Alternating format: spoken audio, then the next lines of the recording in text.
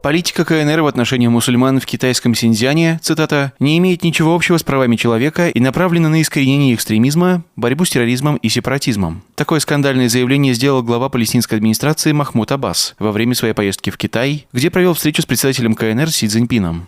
И это слова лидера оккупированной Палестины, откуда каждый день приходят новости об убийствах мирного населения, осквернении мечети Аль-Акса и других мусульманских святынь. Парадоксально, что заявление своей поддержки пекинского режима Аббас делает на фоне того, что китайская власть прилагает все усилия по искоренению ислама в стране, подвергая беспрецедентному насилию мусульман, разрушая все мусульманские храмы и все, что связано с исламской культурой.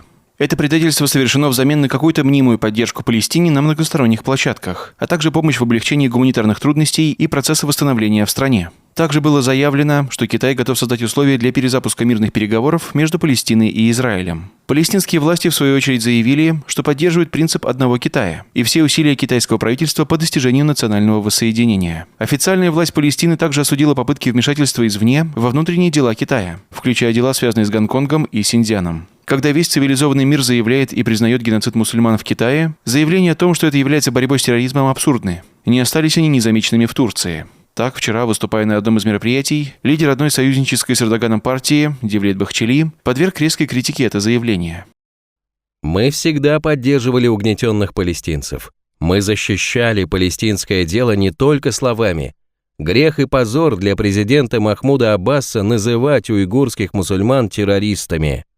В это время в самой Палестине отмечается большая напряженность между Израилем и палестинцами. Военные почти каждую ночь совершают рейды на западном берегу реки Иордан. Происходят перестрелки и умирают гражданские лица. Мне понравилось то, что вы нам задавали такие задачи, у которых нет ответа. И каждый придумывает что-то сам. Я делал лапшу домашнего изготовления, из яиц домашних.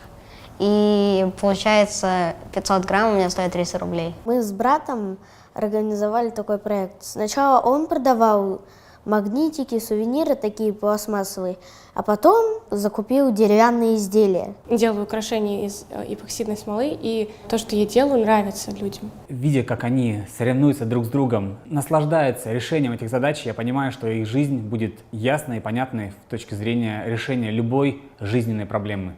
Ведь наша жизнь — это не 2+2, наша жизнь — это череда открытых задач. Научи детей финансовой грамотности вместе с Muslim Future.